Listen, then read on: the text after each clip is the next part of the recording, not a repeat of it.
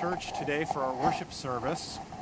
In just a minute, we'll get started, and I'm going to ask a question of the kids and young people today, and it's going to involve the parents. So parents, as we're getting started in our worship service, if you have kids here today, and you can think of something that you could describe to them, something that they were like when they were a little kid, that they may not know about themselves or that they may not remember. Something about your child that they may not know or they might not remember. Okay? So let's get started then with our opening song. Will you rise for that song?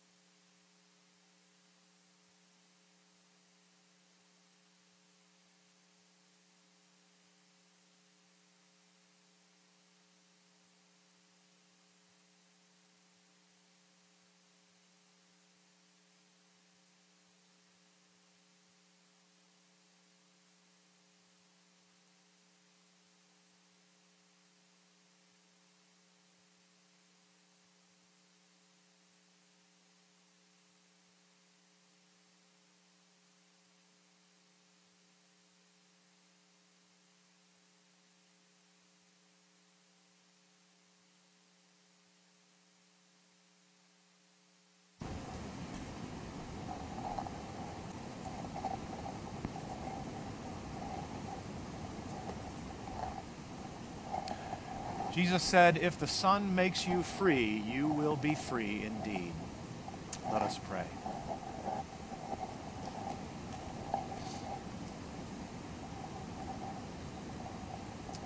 Dear Lord God, Jesus Christ, as we kneel before you this morning in worship, I ask that you come into our hearts with love for you and for our neighbor, and into our minds with truth from your word that can help us be spiritually free. Help us to be free. Help us to be the best that we can be in service to the world we care about and love. Our Father, who art in the heavens, hallowed be thy name. Thy kingdom come, thy will be done, as in heaven, so upon the earth. Give us this day our daily bread, and forgive us our debts, as we also forgive our debtors. And lead us not into temptation, but deliver us from evil. For thine is the kingdom, and the power, and the glory forever. Amen. O Lord, forgive us our trespasses. Amen. Please rise.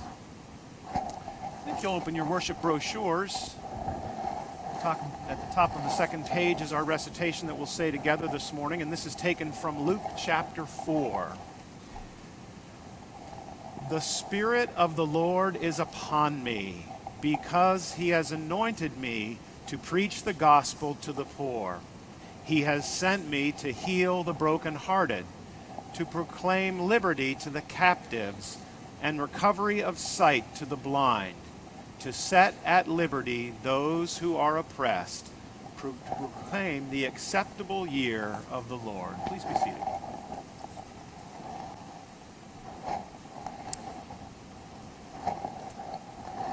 So I have a question that I want to ask the kids and young people today, and that question is this: what were you like when you were a little kid?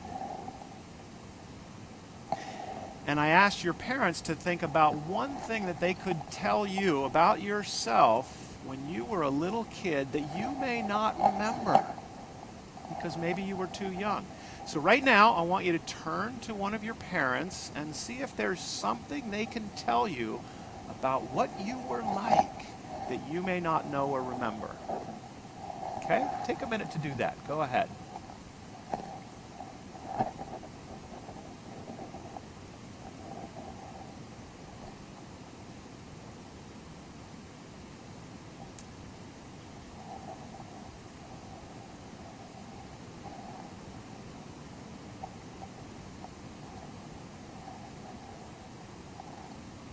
Okay?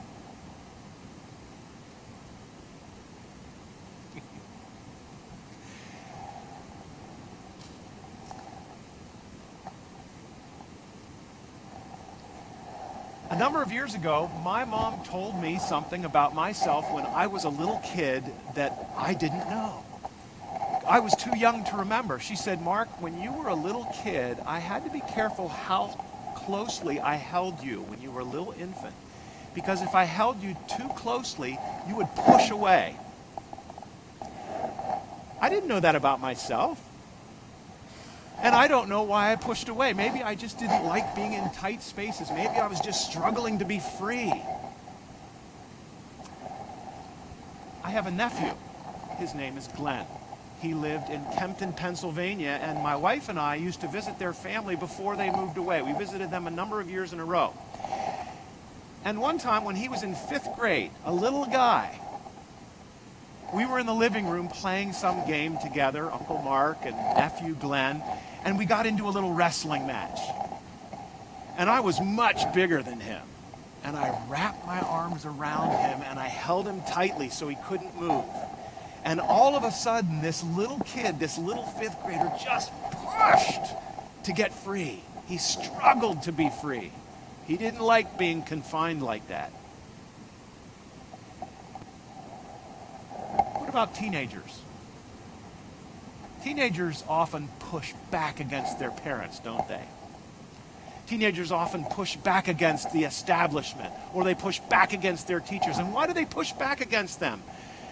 There may be any number of reasons, but one of the reasons, I think, is probably because teenagers want to be free.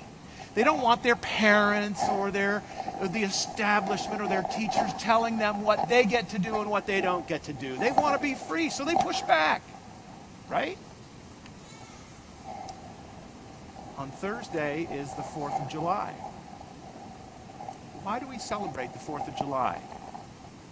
We celebrate the 4th of July because almost 250 years ago, the colonies that were going to be the United States of America declared their independence from Britain. You see, Great Britain was a country across the Atlantic Ocean that was in control of the colonies at that time. And the people of those colonies said, the king over there in Great Britain and the people of Great Britain, they aren't treating us very well. So we need to separate from them. We need to get away from them and start our own country. So they wrote the Declaration of Independence. And that Declaration of Independence started with these words: when in the course of human events it becomes necessary for one people to dissolve the political bonds that have connected them with another, they should declare the reasons which impel them to separate. And then in the first couple of paragraphs of that document, they listed the grievances that they had against the King of Britain and against the British Empire. They said Britain is exercising an absolute tyranny over us. They said the United States, newly forming, is under absolute despotism. They said there's been a long chain of abuses and a history of repeated injuries that we have suffered at the hands of Great Britain. people of the newly forming United States wanted to be free. People want to be free. No one likes to be told, this is what you get to do, and this is what you don't get to do. No one likes that. Tell someone that they aren't free, and what will they do? They'll fight you. They'll fight you on that. The United States, newly forming, fought a war against Great Britain so that they could be free. In the theology of the new church, we're told that the human mind strives after what is forbidden because it strives for freedom. So tell a teenager, don't do that. And what are they going to do? They're going to do that. And our theology says that deep down inside of them, part of the reason they do that is because they want to be free. People want to be free. But today I want to turn the mirror around, and I want to take a look at ourselves. I want to take a look at the United States of America. Are there ways in which we as a country exercise unfair control or domination over other countries in the world?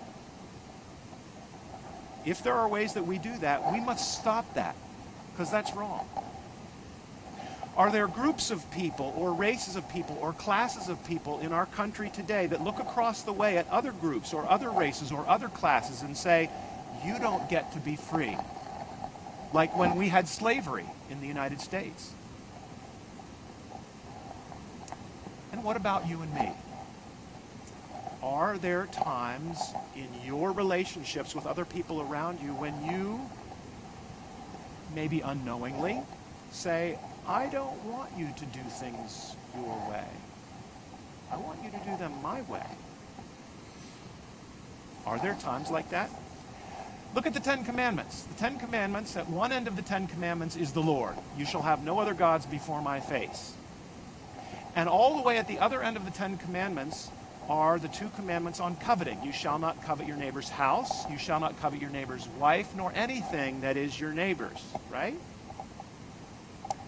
That word coveting has to do with a desire or an urge that we can feel, even a craving to control and even dominate what other people feel, think, the way that other people feel, think, and act. Coveting is the desire to control how other people around us feel, think, and act. One of my favorite definitions from our theology about what coveting is it says coveting means willing and eagerly desiring to subject another person to my own authority and bidding. That's what coveting is.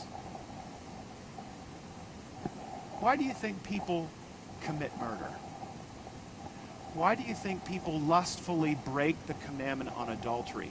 Why do you think people take what doesn't belong to them? Why do you think they lie about other people around them in ways that harm those people? There may be any number of reasons, but one of the reasons is because sometimes we want other people to do what we want them to do, and if they don't, we may do nasty things to them. That's coveting. So what's the point? The point is that the sin of coveting, willing and eagerly desiring to subject others to our own authority and bidding, we're told in the new church that that particular form of what we would call evil is the root of all other nasty things that we can do to people around us. And in fact, a person who realizes that and takes that form of evil to task and wins, I'm not going to do that to other people, has an easy time with any other thing, any other struggle that they're dealing with in their lives. Because that one, that coveting, is the root and the chief of all of them. So what do we do in our culture? We work against what we call our control issues. We turn away from them. We let them go. We get away from them in any way that we can. And what do we do in the new church? In the new church, we work hard not to dominate other people. We want to learn what other people care about most, and we want to honor the goodness and truth in them and leave them in their freedom to choose the things that they want most for their lives. Reminds me of one teaching that's given for the new church, which says there are three primary forms of evil or harm that those who will be of the new era of Christianity will especially turn away from. And those three are adultery, domination, and deceit. ADD. I call it the new church form of ADD. So what's wrong with you? Oh, I just got ADD. Adultery, dominion, deceit, adultery, domination, which is dominion, and deceit. But now I want to shift gears, because we know that evil spirits in hell, infernal spirits, don't like the Lord. And they don't like the Lord in you and in me. And that means they don't like you and me.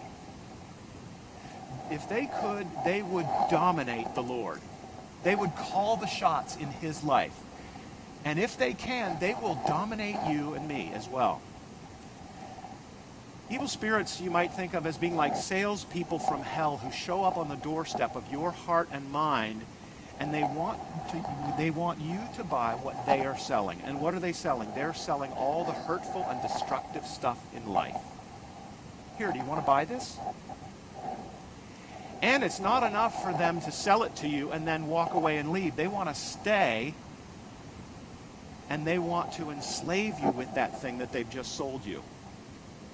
They want to hold each one of us in bad behaviors and destructive ways of thinking and intending. And so Jesus cautions us, whoever commits sin becomes the slave of that sin. Let's read that. This is from the Gospel of John. Then Jesus said to those Jews who believed him, "If you abide in my word, you are my disciples indeed, and you shall know the truth, and the truth shall make you free." They answered him, "We are Abraham's descendants and have never been in bondage to anyone. How can you say you will be made free?"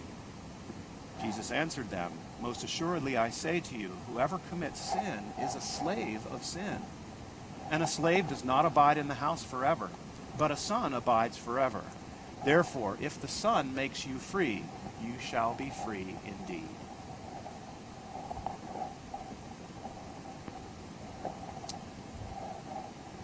So whoever commits sin becomes the slave of sin. And that word sin, what does that mean? Sin just means anything that you or I do or think or intend that separates us from our experience of the Lord. That's what sin is. It's what separates us from our experience of the Lord. You might think that doing stupid, damaging, destructive stuff is freeing. It sets you free, and it doesn't do any harm to you. But that's just not true. Because the more we do bad, stupid stuff, the more we become enslaved to doing it. We want to do it more and more until it's out of control, and we can't get a handle on it. So how do those evil spirits do it? By what mechanism do evil spirits lure us in and capture us and enslave us? There are two main mechanisms that they use, and I want to talk about them today, and they are desire and delight. Desire and delight. Well, what's desire? Well, if I say I desire something, that means I want it, right? And if I say something feels delightful to me, that means it's fun and enjoyable to do that thing. It's pleasant and it's gratifying and it's pleasurable to do it. Desire is a good thing. The Lord plants good desires in your hearts and in mine. He says in the book of Psalms, "I will give you the desires of your heart." I will plant those desires in your heart. And when we put those good desires into practice, then it feels delightful and enjoyable and pleasant and gratifying and fun to do them. So for an example, Christmas time is coming up and your grandparents are going to be coming to town. And you think of a nice gift that you'd like to make for them. And all the time that you're making that gift for them, you're imagining in your mind's eye how much they're going to enjoy opening that gift. And then Christmas Day comes and they open your gift and they're just so happy about what you've given them. And you realize how delightful it feels to have made that thing for them and to give it to them and to see the joy in their faces. That is so delightful. And you might think to yourself, maybe I'll do that again next Christmas.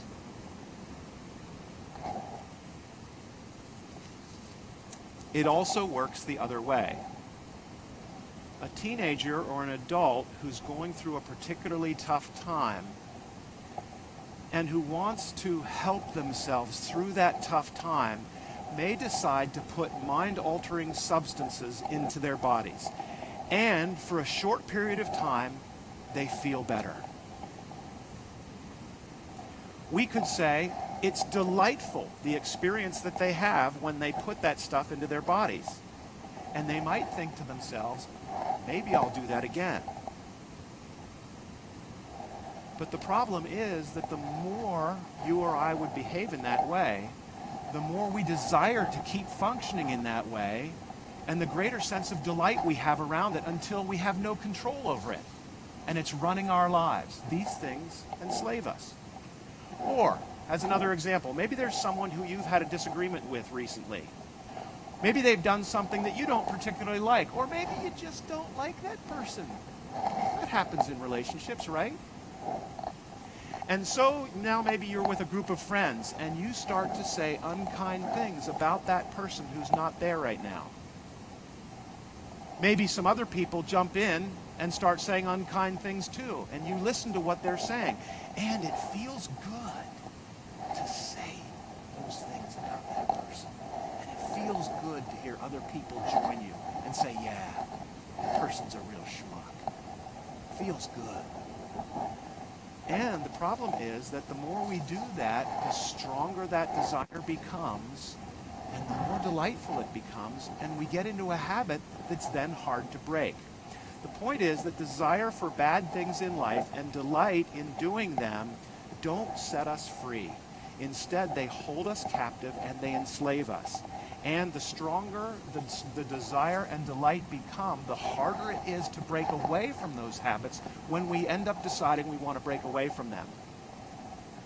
So to illustrate this again in a different way, think of any negative emotion that you can experience. That means an emotion that if you entertain it, it will start to make your life difficult. It will damage you, have a negative impact on you.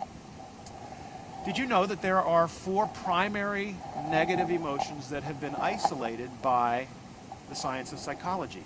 They are unhealthy anger, lust, unhealthy fear or anxiety, and unhealthy guilt. And what's interesting is that what has been observed in the science of psychology lines up perfectly with the 4 commandments: you shall not murder, commit adultery, steal, or bear false witness. So I guess the Lord really knows what he's talking about. So let's follow an example. When you're caught in a moment of unhealthy anger, it can be really tough to break away from it, because the feeling, the emotion of anger can feel so strong, right? Especially if we realize, you know what? I want to be angry. And especially if we say, you know what? I like being angry. Wow. It's really strong. An anger response is something that feels delightful. So often when we're dealing with the negative stuff in life, one of the basic choices that we have to make is, what desire am I going to allow to govern me right now? And what form of delight am I going to allow myself to enjoy right now? Which of these things is going to rule in me and win the day? What's going to govern my actions right now in the moment? Will I choose to pursue the delight or the sense of gratification that's associated with unhealthy anger? Or will I choose a higher, better, more noble delight that's associated with willing well to other people around me? Will I pursue the delight that's associated with lust? Or will I choose a more noble delight that's associated with mercy and compassion and faithfulness to my spouse or to this person who I'm with right now? Will I pursue the delight of unhealthy fear and anxiety? Or will I choose a more exquisite delight of peace and serenity? And on it goes. Well, all of this might sound a bit ethereal and woo-woo, and even impractical. But I want to suggest that on a spiritual level, it's really quite practical. Because anything that you love or desire in life has its own form of delight or gratification, or in our world today we would say payoff, associated with it. And that form of delight or pleasure or gratification or payoff is how that love is felt in you. So Mr. Swedenborg says that our love, the things that we love, live through our sense of delight. It's how love registers with us. So one time, Mr. Swedenborg even tells a story about a person who woke up in the spiritual world and wanted to know the difference between good and evil. And the wise angels who were around him said, "Inquire into the nature or quality of delight, and you will know the difference between good and evil." So one of the ways that we can manage ourselves in times of spiritual trial or spiritual struggle is by denying ourselves certain forms of delight and choosing better forms of delight to replace them. So this morning I was here early. There was a whole pile of nitpicky things that needed to happen this morning following a memorial service that we had here yesterday afternoon to get ready for this worship service that we're in right now. I was walking back from the photocopier and I was just starting to feel anxious. And I asked myself, what am I taking delight and pleasure in right now? What delight or pleasure, or it was the delight or pleasure that's associated with anxiety. And so I asked myself, what if I chose calmness instead? I could choose to be calm instead of anxious. And making that choice can be tough in the moment. And why? The reason is because the delights that are, so the sense of delight or gratification that are associated with negative stuff in life can often feel so much stronger and even more delightful and desirable than the good stuff in life, than the higher delights that we can choose. So when you're in a moment, for example, of unhealthy anger, could the feeling of delight that's associated with willing other people well, willing well to other people, be better and more delightful and even more free than what I'm experiencing right now? And the answer is yes. And often we can't know how much more delightful and really free that higher, more noble delight is until we've gotten rid of the other one, turned it away, said no to it, and asked the Lord to come in with something different. So what's the solution?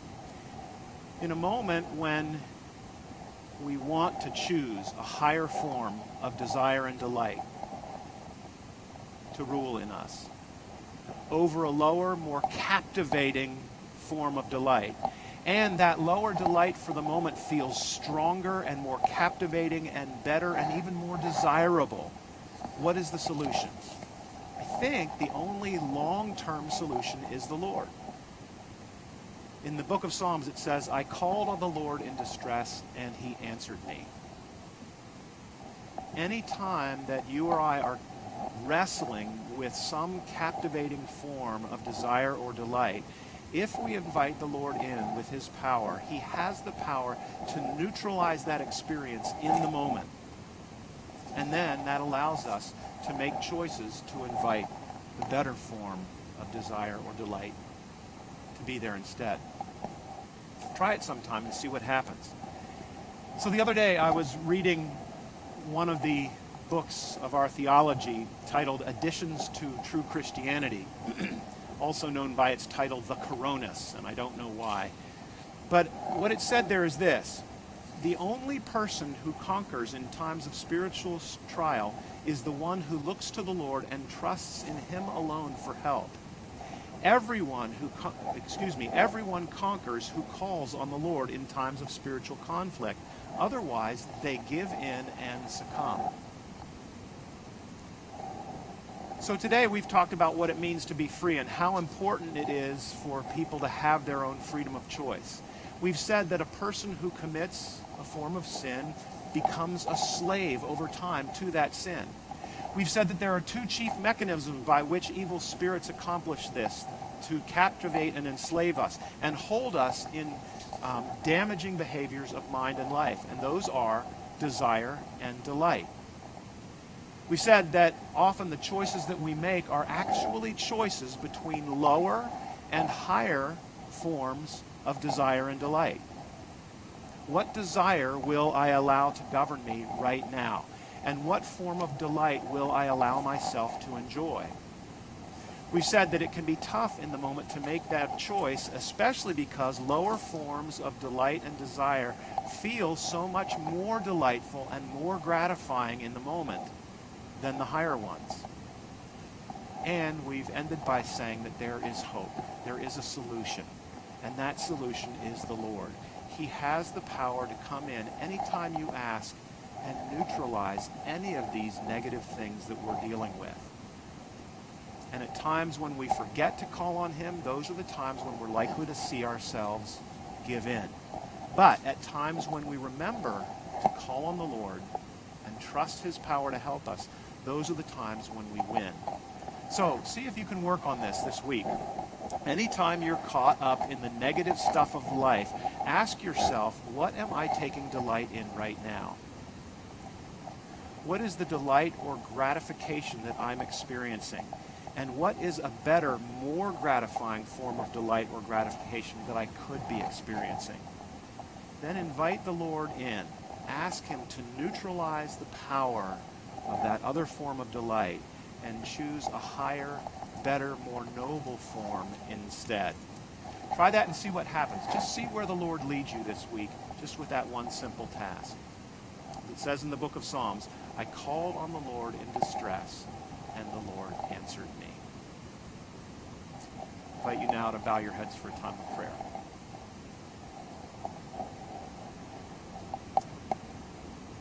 Dear Lord God in heaven, will you now hear the silent prayers of our hearts?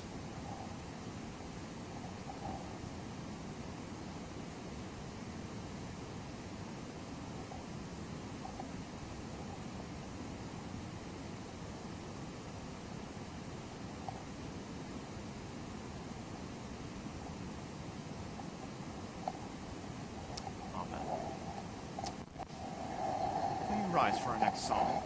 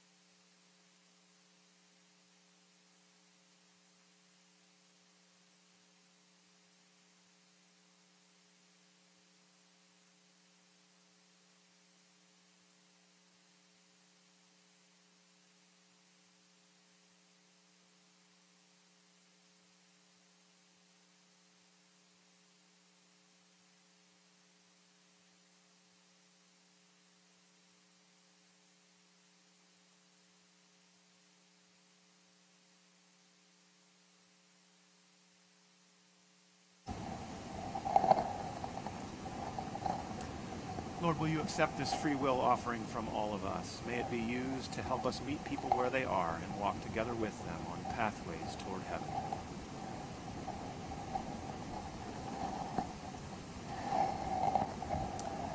May the grace of our Lord Jesus Christ be with you all.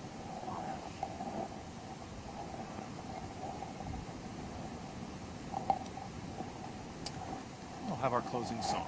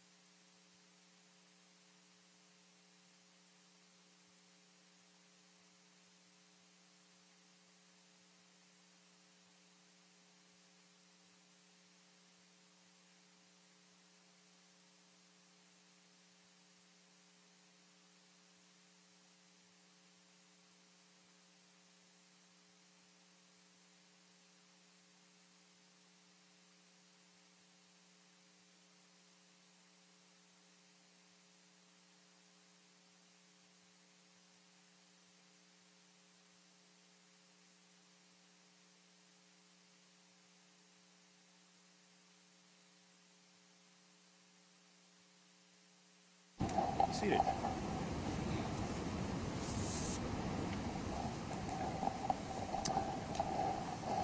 Well, we have plenty of time in our summer schedule for any thoughts or questions that people might have, thoughts, questions, or comments. We have a couple of microphones that we'll pass around so that if there are people watching us online, they'll be able to hear us. Yeah, sure, go ahead.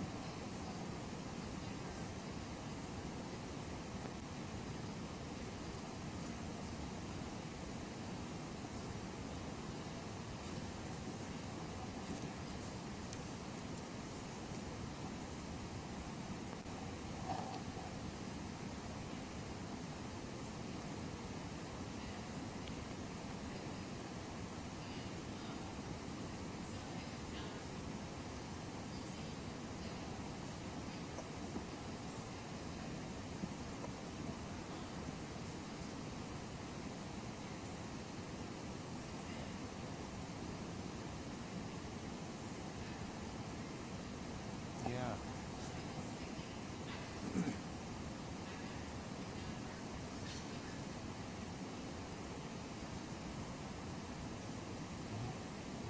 Sure.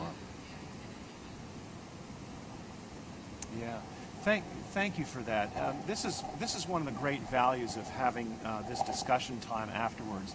I try to be careful when dealing with things psychological to always insert the fact that we do have biological processes that we may be dealing with that make these things extra challenging. And that, in fact, some people may not be able to successfully navigate these things without the help of medication or other forms of medical intervention. So absolutely, and my apology for not slipping that in this time. I feel very zealous about getting that in every single time, and I'm surprised, quite frankly, that I didn't think to put that qualifier in. So thank you for adding it. That's absolutely essential for good health. Anyone else? Over here. I just really appreciate the opportunity to recognize that true freedom is really following the guidelines that the Lord gave us. And I think so often our natural instinct is to reject, like to think freedom is being able to do whatever I want, but actually it can lead to a place of health. So I think that you circled that in really well. So thank you for that reminder. I'd like to add, the children of Israel were slaves, and they were slave. And so if you look at it, someone who's a slave to a substance or something in their life, when they were freed and given all these opportunities, they still wanted to go back. And they doubted, and it was a constant struggle when given freedom, that they were like, wait, I was better off back here. Yeah. And it's a struggle to basically, freedom's a responsibility too. Yeah. And so once you get there, you kind of got to own it, and you've got to constantly fight against whatever being back in that bad place that you were. Yeah, thank you. Thank you for that addition. Both of those, thanks. Yep. Anyone else?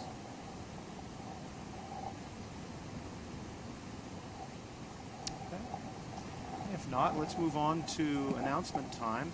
The first thing I'd like to announce is words of thanks to Brandon and Cara and other helpers who put on a wonderful annual block party for us last night over on Park Lane. It was a wonderful time over there. Nice to see everybody turn out for that.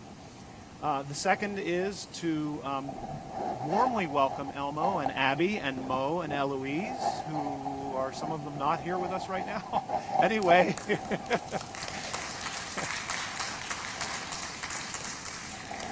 Elmo and Abby buzzed into town yesterday. They made it just in time for Rusty Rose's memorial service, 18 minutes beforehand, or at least half of them did, the front half.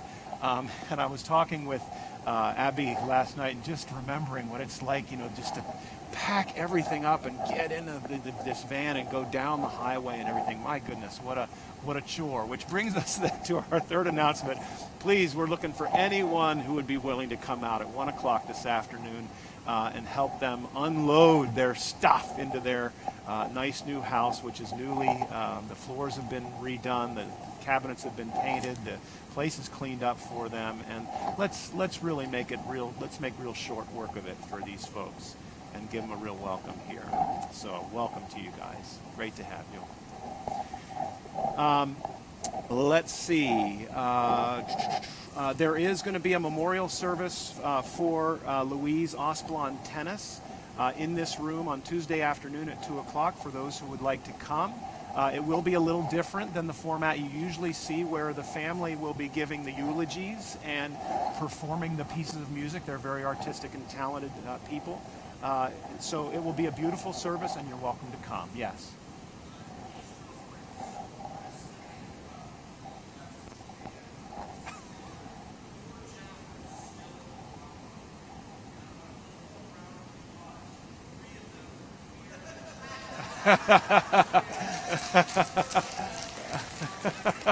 Very good. Yeah, that's very good. Yeah.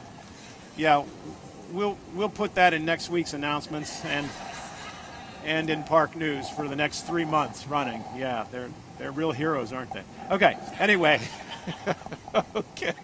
You can read about the 4th of July festivities, and one more thing that I'm putting out there is that the book room that we have right in here that has looked the way it now looks for so very long is going to undergo some changes. There are just some movements that we need to make and shift. We want to make that into possibly 1/3 a coat room, which we've needed for a very long time, and the other 2/3 maybe into just a nice sitting and reading area with a display of some of our newer literature, especially for newcomers who might like to take a look at it. Yeah.